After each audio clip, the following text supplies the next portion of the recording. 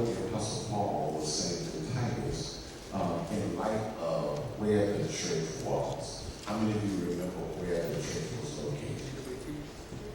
Say it again. Crete. Please don't whisper. That's better than voice. I heard you singing all the way upstairs, so that okay. Now, Crete, and of course, in Crete, there were a number of issues there as it relates to practices culturally, practices they carried on, situations that Paul addressed to Titus about, and particularly when it came to some of the false teachings, the behaviors of individuals, particularly in chapter 3, when he talks to the old men about what they were to example and they were with women, because during that time in their culture, a lot of people who were in Crete were drunkards and they were gossipers. And so what I want you to begin to see is what surrounds the church that dictates what the church needs to do in terms of focusing on ministry that will make a difference. See, now it's one thing for me to teach you all of what's being said in the text, all right?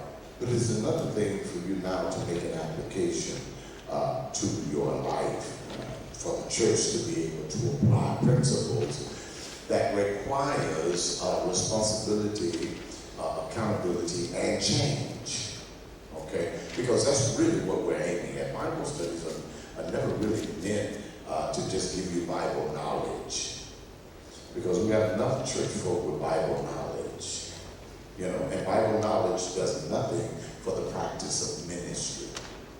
And so just because you know it doesn't mean that you're doing ministry. So, and so we look at what Paul was charging Titus with. One of the interpretive challenges presents itself in a straightforward manner, and we have to take it for face value. And one of the challenges is the fact, when he talks about the children merely faithful, or are they believing? Are they just faithful, or are they believing? What is the blessed hope that they're talking about? And naturally, we know, according to Titus 2:13, when he talks about the blessed hope, he's actually speaking of the coming of Christ. So, what is the church's responsibility in light of what surrounded them, what they believed, and what they're looking forward to? Okay? For instance, right now, what surrounds Jones? What kind of culture surrounds this church? What have you experienced in terms of a community culture, family cultures, you know, different things that are practiced as cultures in this community? Can anybody think of any? Okay, drugs, there's a drug culture here. What else? Broken homes, what else? Teenage pregnancy, what else? Violence, you know, our own children killing one another. Gun violence is at an all-time high. Recidivism, when we talk about recidivism, we're talking about people who've been in prison and go back to prison. You know, they come out, they go right back in. Okay? All right, so a poor home training culture. Okay, now, out of all we just named, would it not make sense that the church needs to look at that? Instead of us just looking at church, I mean, we can have church, and as I said to one of the pastors today, it's all right to have church. I want to have church. I want to worship. I want to have an awesome worship. I want to experience what is called a God encounter. But after the God encounter, then what? Then what? What are we responsible for? What are we supposed to be doing? Okay, so let's pull this all together in thought and bring it close to home for ourselves. Number one, if we remember now, in chapter 1, he deals with qualified elders. He deals with qualified elders. Starting at verse 5, for this reason he said, I left you in Crete. So the Apostle Paul was leaving there information for Titus to set things in order. Is that not right? Setting things in order. Now, the other thing was the fact that after he set things in order and organized the church, then he was responsible to deal with the false teachers in chapter 1. All right? He was responsible to deal with those false teachers. Then when Paul addresses the next matter in chapter 2, now it is a message, as I said to you last week, to pastors in particular, and it is a message to Titus, who's pastoring there, concerning the aged saints, be it the older men, the older women, and then their responsibility in relationship to the younger women and the younger men. And then he addresses, around verse 9, he starts to deal with the servants. And of course, this is a different group, but it's part of the same group that he addresses Timothy about when he talks about the servants. And their first responsibility as a servant was to be obedient, because how they live as a servant actually determined whether or not they were honoring Christ because of what is required of them, and that's obedience. And the interpretive challenge there has to do with how people understand the servants who were slaves or who were servants to individuals in the home. That was their job. That was what they did. No different from a person, we wouldn't call them servants today, but you got a maid in your house. You got folk who have that kind of lifestyle. And of course, they are believers. I wish I had a maid. Anyway, I wish I had a butler. I wish I had all of that. But we don't have that. So we have to be our own butler and our own maid. But yet at the same time, we are servants of the Lord Jesus Christ. So when we understand the definition of a servant or a slave, that is a person who has a relationship with his master where that relationship can never be broken. Because the Greek word, doulos, has to do with him understanding that that relationship can never be broken. So if we understand that we are a doulos, we have a relationship with our master that can never be broken. So then how do we operate in that capacity in light of being the church, being in a community, surrounded by those diverse cultures that we just talked about?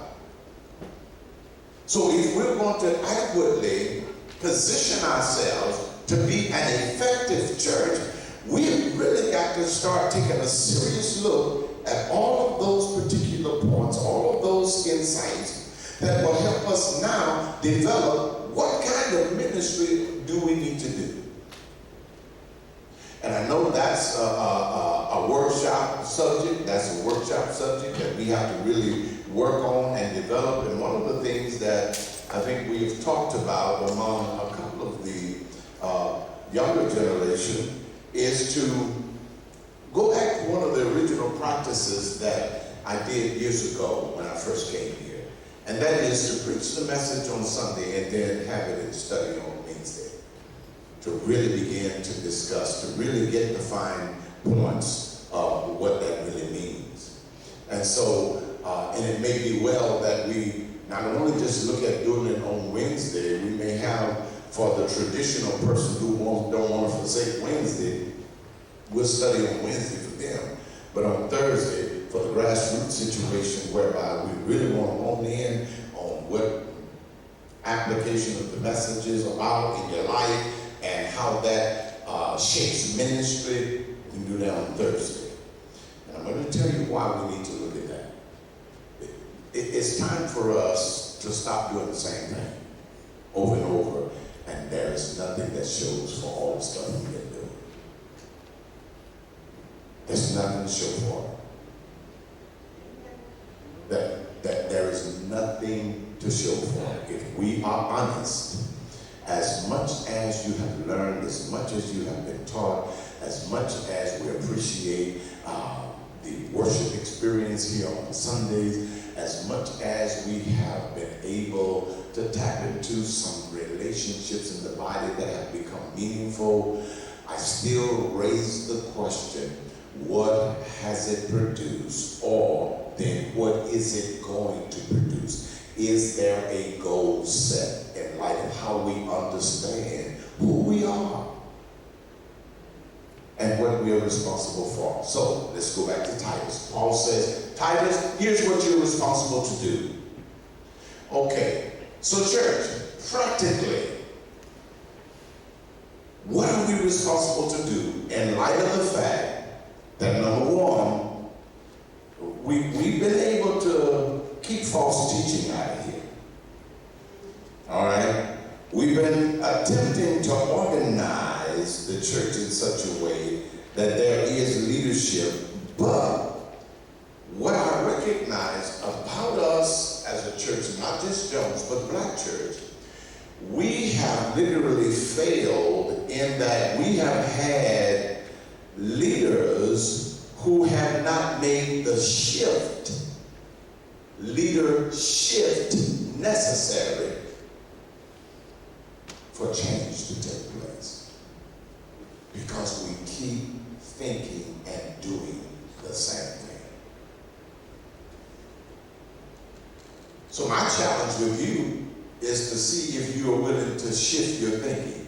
And tonight the challenge is, think about the cultures that surrounds us, and remember the cultures that have been surrounding the Cretan church, or the church in Crete, where Titus was the pastor, and the instructions that Paul gave him that he needed to follow. For example, he says to the older men, you're responsible. You're responsible to teach younger men.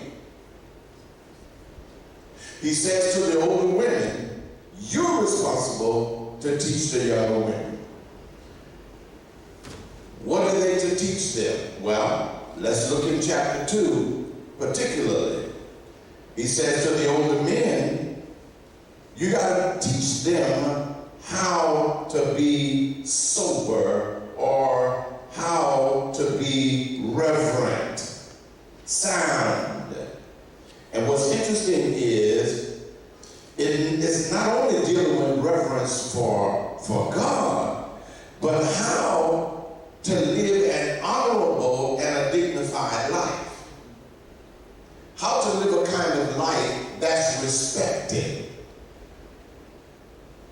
Because what has happened in the church, and it has gone into what I call an overflow.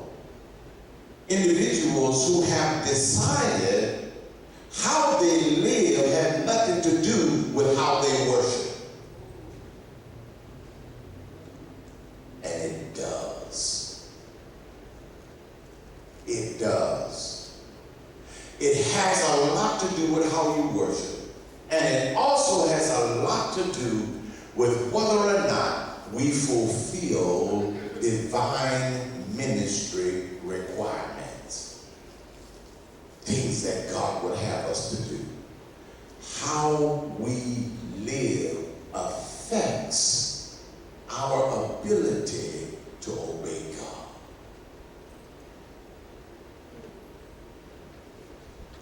Now, I know you're listening to me.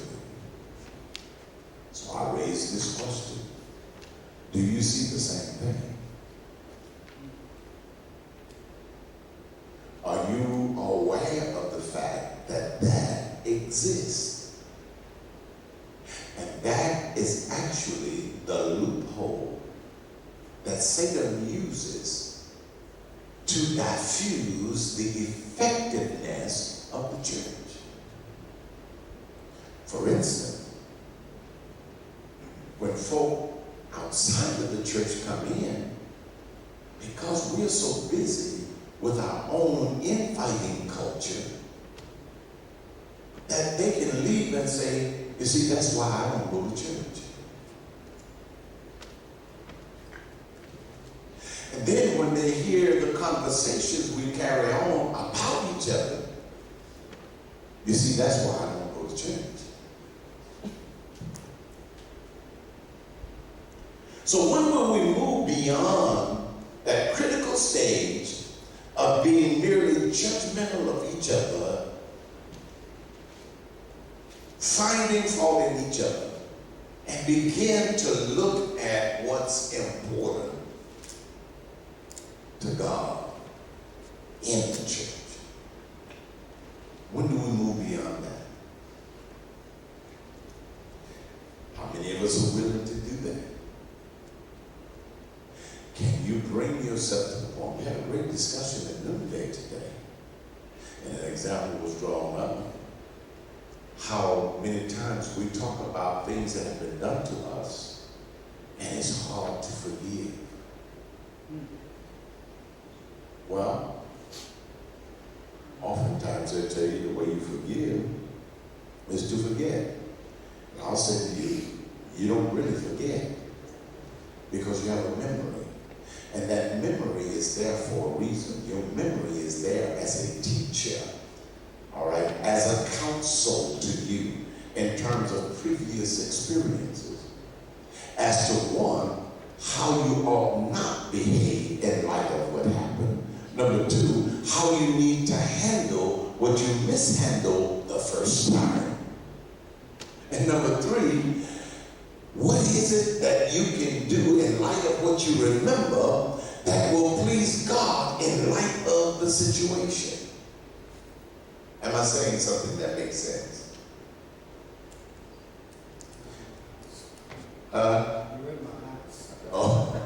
Okay. Okay.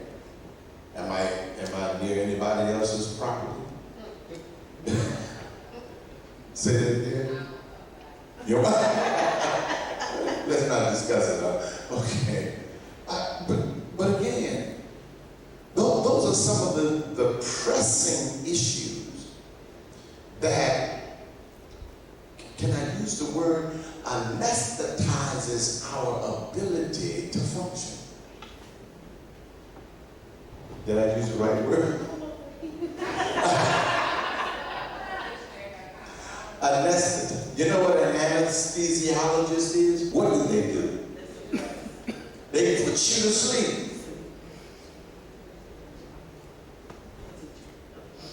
So it puts us to sleep.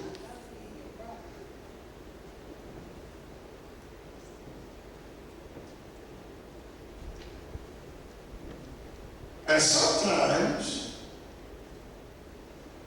it numbs us. The way the dentist numbs your gums so he can pull your tooth. You don't feel nothing.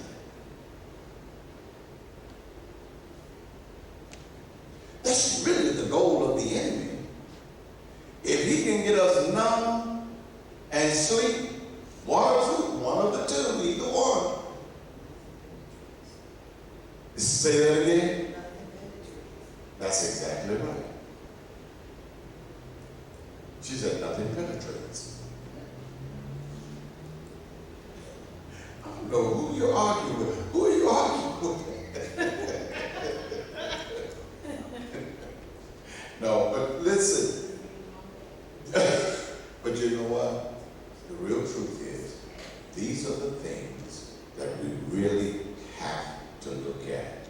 So, Titus, the qualities of a sound church is when you have the elders in the church functioning in their proper capacity to prepare others who are coming behind them. Here is the concept. The concept of that teaching in chapter 2 of Titus is for the older men and older women who get ready to die. You're not going to be around long. And here's the problem in the church. Paul is challenging Titus to prepare the elders to do what they need to do, because the younger men and younger women need to step into the position of work, producing lives and changing the context based on the trends that they are surrounded by. Because what we did as old folk, Arlene, Fernandez, that stuff ain't working today. It is not working. It's not working.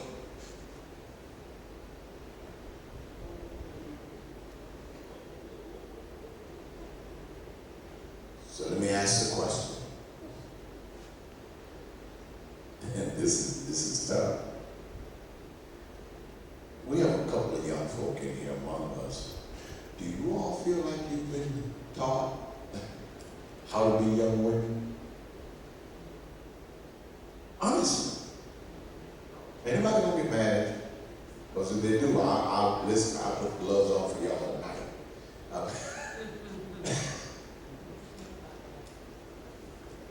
Has anyone been able to convey to you how to do particular things? All right, let's just say young women. Let's go to the young women. Let's go to the scripture, and I'm going to show you an example.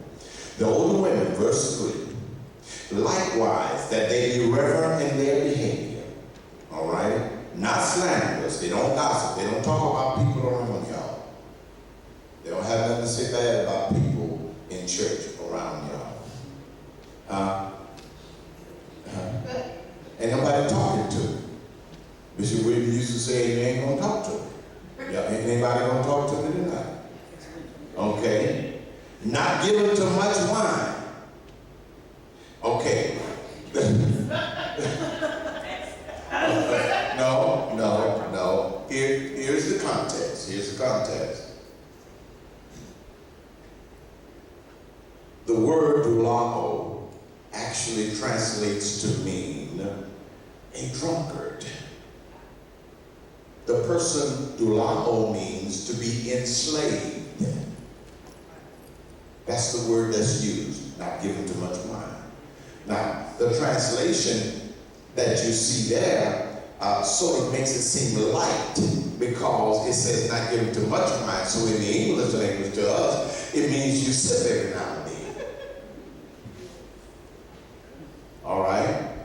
And the fact is that you drink just enough for you.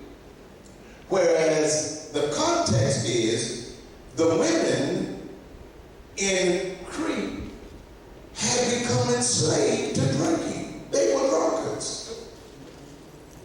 And their drunken state also fed into their gossip. The word slanderer means to gossip. So since that's the case, I raised the question. And honestly, we have to really take a look at that. And even if you don't give me an answer tonight, you're going to be thinking, how many folk who are aged women have been able to convey to you a reverent lifestyle, one that's honorable, one that is befitting holiness, because that word reverent actually means that their behavior fits holiness. And when we're talking about holiness, we're not talking about the person is so perfect that they look like Jesus right now, because I don't know many church folk that look like Jesus all over this nation. And when I say look like Jesus, I'm speaking in terms of lifestyle living. I'm talking about behavior. I'm talking about being able to execute the Father's will. We have a long way to go. But then some of us got a longer distance to travel than others, to the point of being conformed to the image of Christ. The next question I have is, has any of the mothers, have any of the older women taken the time to be teachers of good things? And when we talk about teachers of good things, we're talking about lessons that have to do with your devotional development. Lessons that have to do with your relational development. Am I making sense? And then in verse 4, notice what he says. That they may admonish the young women to do what? Love their husbands. Love their husbands. Now some of them were married. Now let's get the context straight. Some of them were married. Some of them wanted to get married, just like it is today. Some of them feel like they weren't going to ever get married. But the older women were responsible to teach. Here's what you do when you get a man. Contrary to the practice that surrounded them. Remember, we're dealing with culture that surrounds them. So, contrary to the practice you see,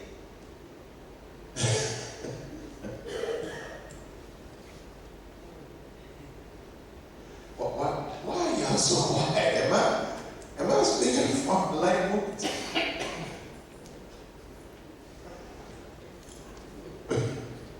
Is this stuff making sense? Is it something we need to discuss? Or do we need to just talk about Jesus, he'll make a way, Jesus, he opened doors for you? Is that what we need to talk about?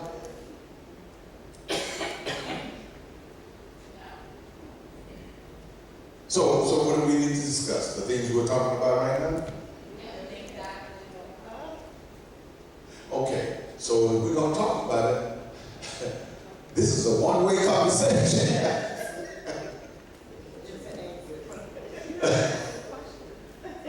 I'm forgetting stuff, but you haven't asked the question to properly assess. Well, number one, are you of the older women? How old are you, baby? 48, okay. So, according to the culture then, according to the age range, most women in their childbearing age, in that culture, in that time, between 40 and 45.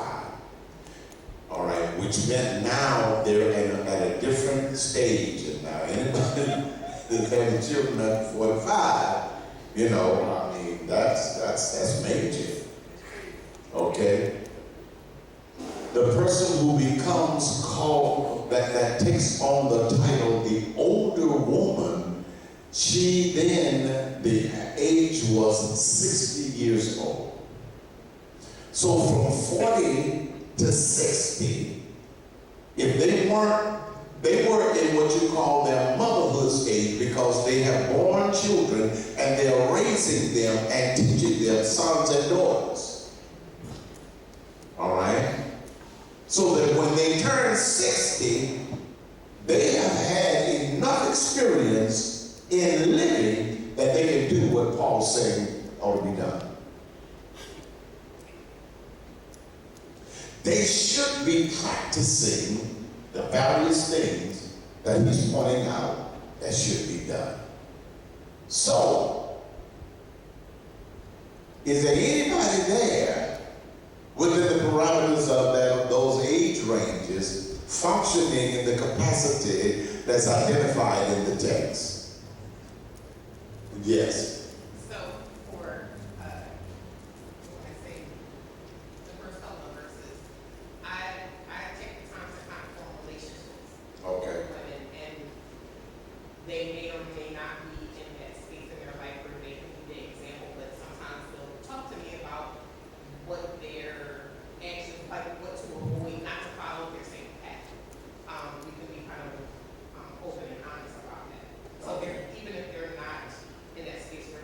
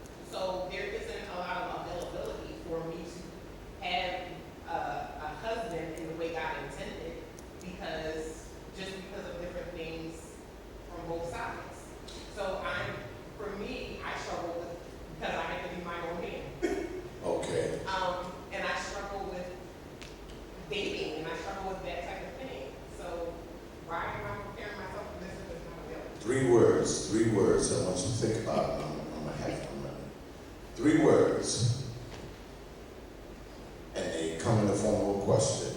Now, I'll prefix the words with the question. Are you satisfied? Are you seeking? Or are you substituting?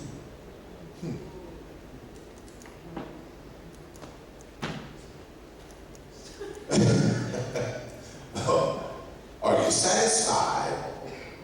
Are you seeking? Or are you substituting? Now, Pastor. Yes, ma'am. I get what she's saying, but I also look at the scripture, especially verse 5.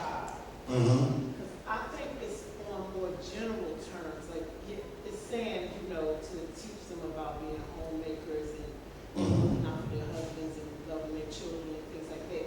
But also just how to live, like you said, in an upright manner, and being good examples, and like you said, teaching you or showing you what not to do and how to carry yourself. Because I know some of us came up in this church when we were kids, and the deaconess on the front row, it was like they were above reproach, and they may not necessarily have those types of conversations, but you could look at them and see that that's what they live, or that's what they appear to. You thought, okay, I'm glad you used that word. Appear to them. Yes. They conducted themselves in that manner. And I think a lot of us, if we were blessed to have mothers in the house that taught us these types of things also. So, I get what you're saying, but I think it's more general terms as opposed to really focusing in on husbands and all this, just how to. Actually, yeah, it's general, but what we discover is that while he's teaching across the board these particular areas of concern, there's not one person that can say they don't take those areas personal in some way. Because what ends up happening, and it goes back to what you were saying, you have a row full of those on the front row, second row, third row, mothers and deaconess. They appeared to have it all together. Because it was what I call a church public display. A church public display. And we were kids. And you are, We yes. were looking at it from, like, if they were sitting there now, I would look at them with different eyes. But Yes. children, you That's exactly right. That's why I want you to go on and just say that word. It appeared, because that was the key in most all of our churches.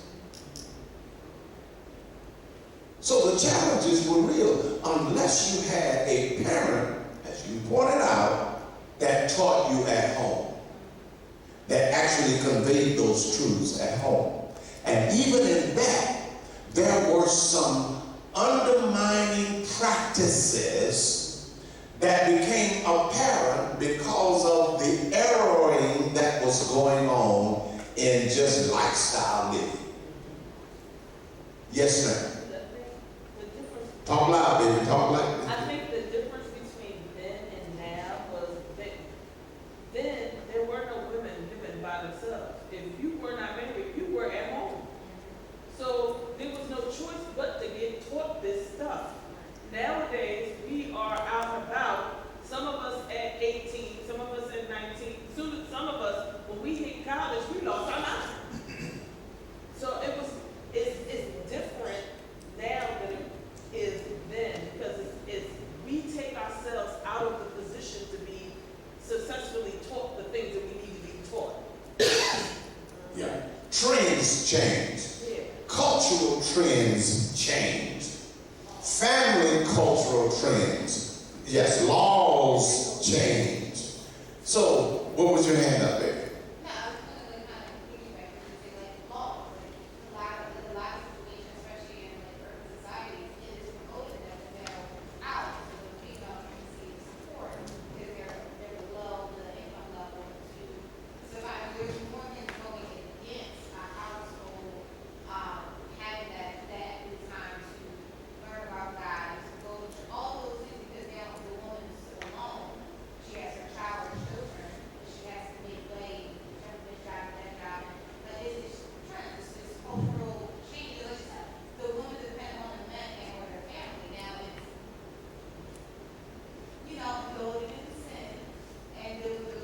What's that word for you?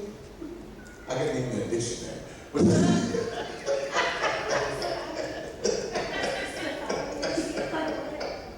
No, go. My mother back then, the woman had to be a virgin. Yes. She wasn't a virgin. She was unpure. Down past the pond. Now it's been for centuries. It's been very long time, just decades. Unadulterated sex is very common. That's the average. Say it again. It's rare to find. It's rare to find a virgin. But where do we call that, like, I guess what I'm struggling with is saying that now we've left, like, young women, when we've left the house and going on our own way, but I was under 18 for a long time, so where could that training have taken place? You know what I mean? So how do we address that? But the parenting is different. Like your mom probably. But your mom But probably. but what I'm saying is, like, how is that our fault? Like, how do we address that, getting that training if I wasn't put in a position to receive that? You know what I mean? I'm glad you're all finally talking to me about this. And I'm going to tell you why. Because that's where I need you to go. I need you to go there to figure out what is it that we need to do to change how the church addresses this. That's where we are. Stop looking at it as a stigma. Yeah. We can't allow the stigma to remain. We can't allow the generational stuff to dominate our relationships with God. So how do we make a difference in that? What is it that we need to do to actually transition and not just transition lightly, but to literally change what that looks like in the fellowship now? In the fellowship of believers in the church. Okay, I hear you. They came up with us. That Yes. was the first time, and to be quite frank, that was right up then because we were watching it. Because here was none of my age here that cared. So like it was the older patient, older women, who had those kinds of conversations with us and to not, I guess, to have that understanding that we come from different places due to like we are the what's it called? We are the result of generational error. Yes. We are the result. Yes. So Yes. who we are at this point, what we would like to change, or open to change, but we're resistant to change because we don't know it. So to have that person or those people, women, patient us, assist us, to try to teach us and mold us, and realize that most are already wrong women as well. So that does a whole other measure. So you already have a preconceived or a practicing type of a mindset that is not apt to change immediately. Yes. Then I'm coming to you. One thing I don't see addressed in here that is important to me is interaction because we don't necessarily have father figures Okay. present. Yes. And I think that sometimes communication even between, men and women can be kind of difficult. Okay. So one thing that's not addressed there is kind of that interaction between like a father figure or a older man and a younger woman without it being sometimes. Some misconstrued. Yes. Yes. Yeah. Well, here. Yes. And then we have to talk to men, because the men need to learn how to observe the women who are focused on the household and our own household. Because the men come right now, we're going to my house. They are just so into themselves. It's not this. I just don't get it. I don't care. But I hear you, and it's true, and it's because that's the kind of culture at that level that's being greeted. I mean, with all of the education and all of what is called critical thinking to come out still self-centered and selfish. I mean, seriously. So, boy, I tell you. So my question to us tonight is, when we look at the scriptures and we see all of this stuff listed, it should give rise to questions on our part. How do we achieve that? And is that achievable? And if it is achievable, what do we need to do? What do we need to change to bring it to the point that we become effective life changers? Life changers. What do we need to do? Who does God tap into? What person, heart and mind that God can tap into and cause them to become productive in those areas? In light of the fact that you understand that this exists. You know, there are certain things you've experienced. There are certain places you've been. There are certain things that you like, still like, and don't plan to let go right away. No, seriously. I'm talking real stuff. And yet at the same time, you're trying to embrace your faith walk with God. And you want to be true to that. So what is it that we need to do to make a difference? Pat, you had your hand up. Because don't we also need to address the role that our generation of women has to play in this, where even though it wasn't all true, we saw the examples of the mother and the father. A lot of us had the mother and the father. We ended up in families where you end up divorced or single parents raising your children. Therefore, we let go a lot of what we learned about taking care of a household, not that you didn't know it. And now you have generations who didn't even see it, and they don't see it in us because we took that break where we weren't doing those things. You talking about the baby boomers? No, I'm talking. The baby boomers and, Yes. yeah, okay. Yes, so there's a gap there where it's like, well, you knew it, but you let it go, but you couldn't bring it back. And have we spent the time ourselves being the example that's laid out here in Titus to give to the young people, or did we get to a point where we were just trying to Phrase you just made, and I want you to hold it. I want everybody to grasp that phrase. Too busy.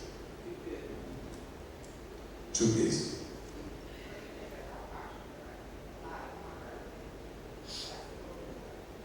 Yeah, yeah. Yes. I wanted to say, a lot of times when we were younger, we were made to do something. Yeah. And like Patsy said, the women, older women, were sometimes unapproachable. And when they did, they stipulated stuff to us. We had to do it because we had to be respectful. So when we got older, we had our own children being rebellious. This is what started happening out of rebellion. We did not follow up with certain things. We stopped going to church. We ain't going to church. Yeah. I ain't going to Sunday school. I'm not going to do that because ain't nothing there. It's not interesting. Well, actually, when you look at that transition during those years, that was the beginning of the church's failures. Oh yeah, that was the beginning, particularly of the black church failure. I did some things today in my own thought process, just thinking about the state of the black church, the state of things as they are now. And I wanted to deal with the faith of the black church, but also knew I need to deal with the failures of the black church. And then I need to deal with the future of the black church. And right now, there is such an exodus from the black church. And there are are people who will tell you their reasons for leaving the black church. And one of the primary reasons that I believe that stands out is that the black church refuses to be relevant with the changing cultures. It's trying to hold on to an excitable culture that did not produce anything in them at the stage and age that they were. But because that exciting moment in church was as it was, they're still trying to hold that up. Yeah, it's still trying to hold it up as the lamp and the light. And remember, the scripture says that God's word is a lamp unto my feet and a light unto my pathway. The reason why I say lamp and light, people don't know where to walk and they can't see how far they need to go. They can't see their way. So we have to change. We have to change. If the church that you're sitting in tonight is going to be effective in this community, change has to take place. Serious change. And it can't be something that we just don't get to. Because for years we've been going to get to a whole lot of stuff.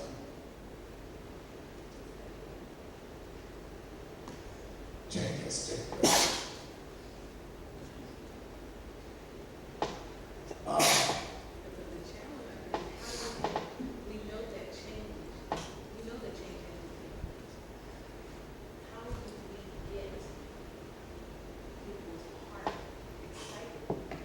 About change.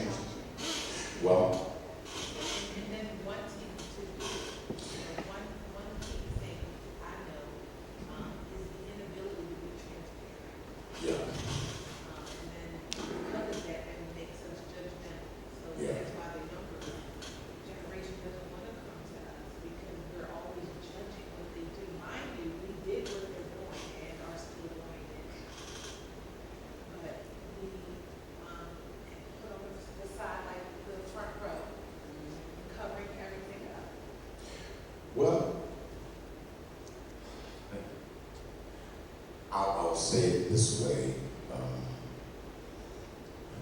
If we're going to make that transition, if we're going to change, I said this about the state conventions, I've said it about the national convention, we have to find the brakes.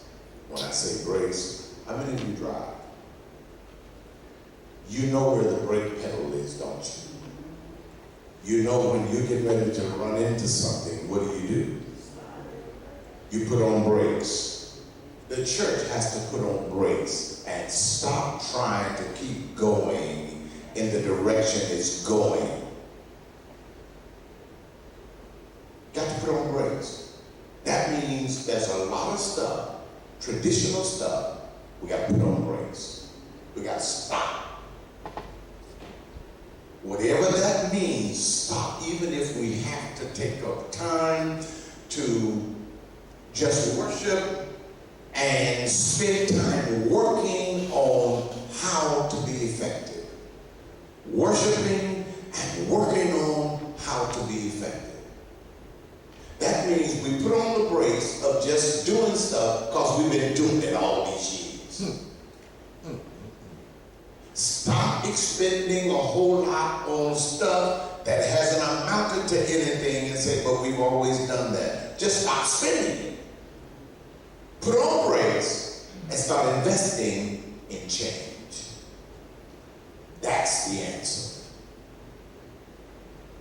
We got to start investing in change. So it means working on and with individuals in a cross-section of the church that's willing to be honest and stop sweeping stuff under the rug and start dealing with the facts. It's got to happen.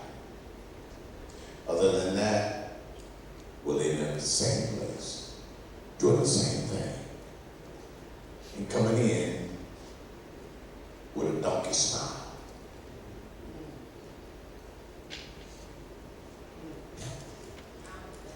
You know what a donkey smile is?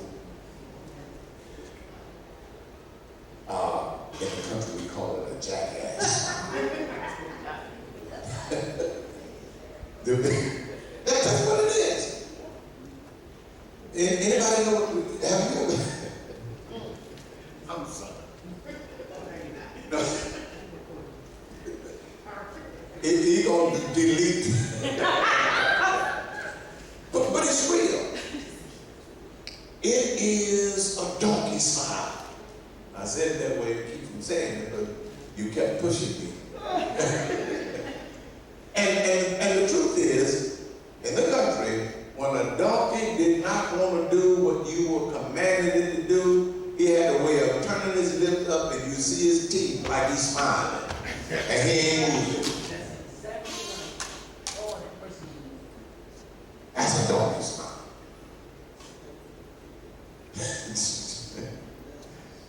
But and then he used to say,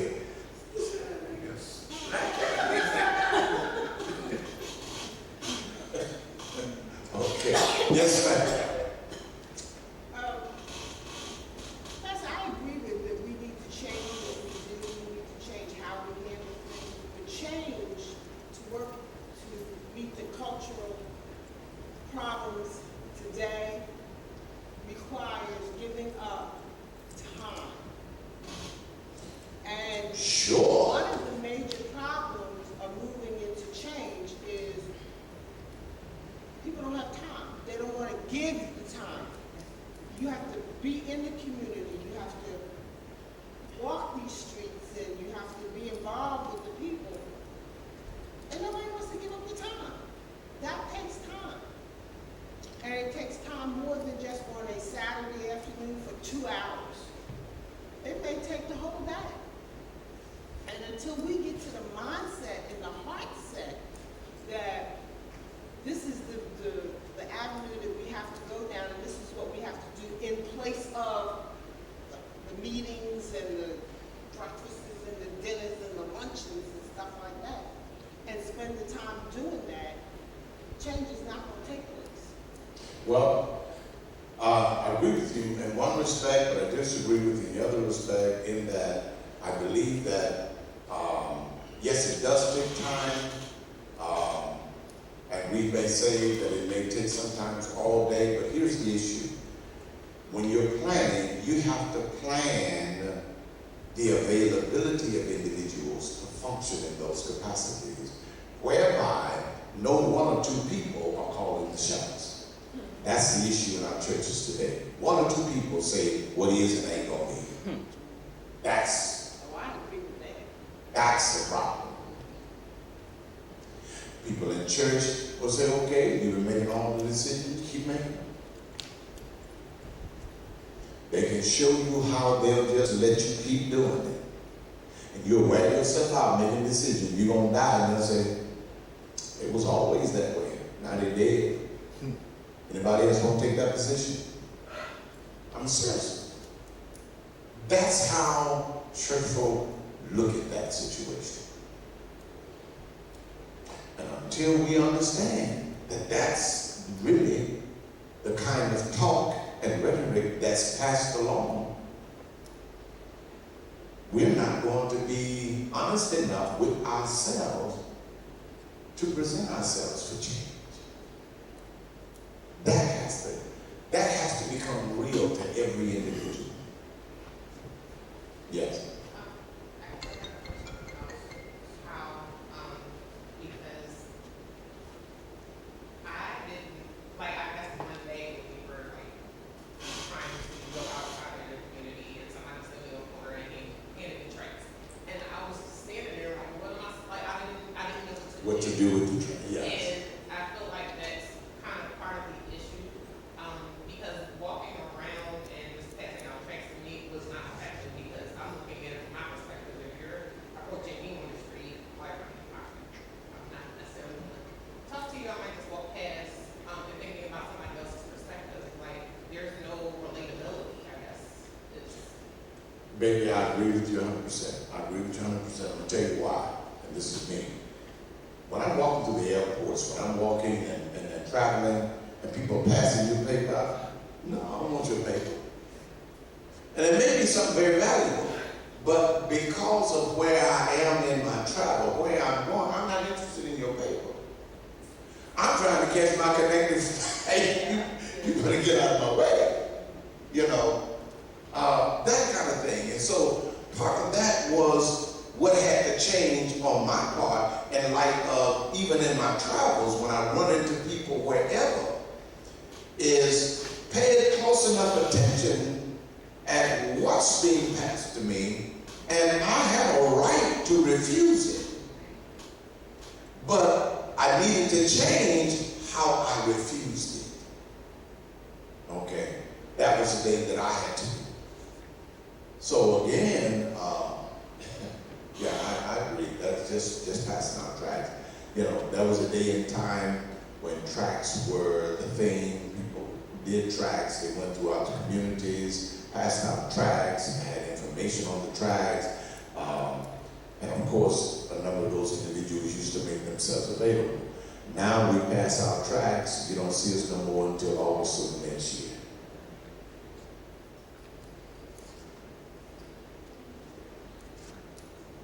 Yes. I even found when you go out, like you said, like even if you go out every 3 months, most people in this community, they see you coming, you say, where you from? Yeah.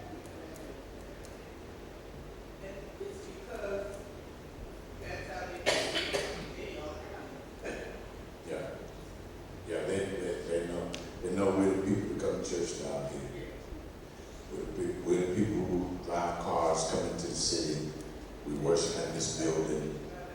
And once a year we have hot dogs, hamburgers.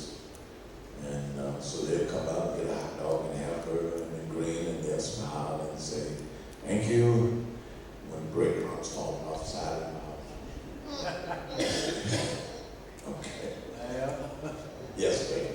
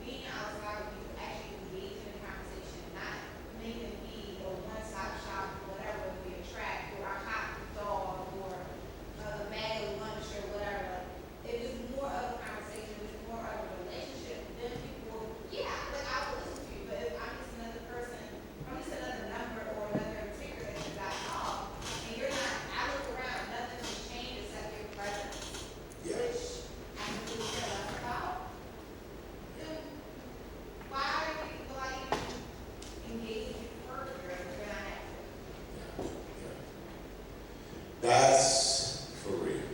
Well, tonight my goal has been accomplished. That is to bring us to the point of at least opening up and talking about that in relationship. Because when I read through Titus, just those 3 chapters, and understood what was really going on, the culture that surrounded the church, and then understanding that we have to recognize the issues that we have today and the cultures that surround us. You know, what are we doing about our practice? What are we doing in terms of the lives that are being changed in church? And then once they're changed in church, what are we doing about them when they go outside of the church? Have we prepared them to face the cultural trends that will allow them to practice their faith confidently with conviction? Have we done that? You know, and are we interested in actually doing that? Or are we just interested having church, holding a position, hearing some good music, hear a word that's being preached, and okay, I'll see. I may see you next Sunday. I think I'm going to the island next Sunday, but I'll be back. When I come back, you know, I'll join you. We'll do the same thing over again. To see you, Sister Krista, you back from the island. Sister Krista went to the islands, y'all. No, seriously. I'm talking about the stuff that really happens.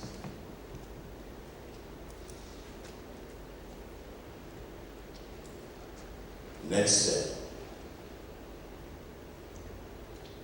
We're not finished discussing this. I hope there are those of you who took the initiative to write down some of the thoughts, because the interesting thing is the changes got to be made. The transition must take place. Is there anybody interested in getting on the train that's going to change our position? And not just right.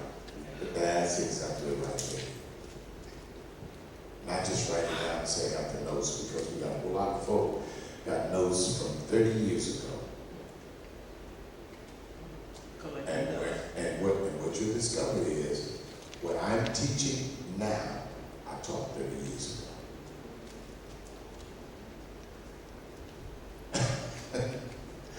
How old are you?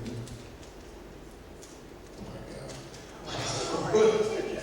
No, I'm just thinking about how old are you? You know what? Well, you know what? You shouldn't ask that. You know that. You shouldn't ask. No. Daddies can ask. Who? Daddies. Okay, all right. Yes, sir. Yes, sir. Oh, okay.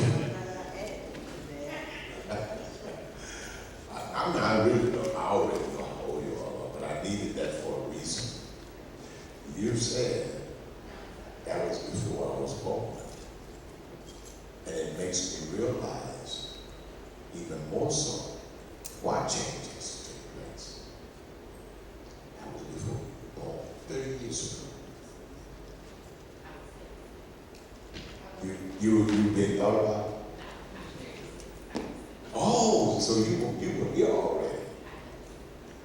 Oh, Lord, 6 years old. All right, let's get ready. I hope you saw some value in our discussion tonight. So I'm not finished with this.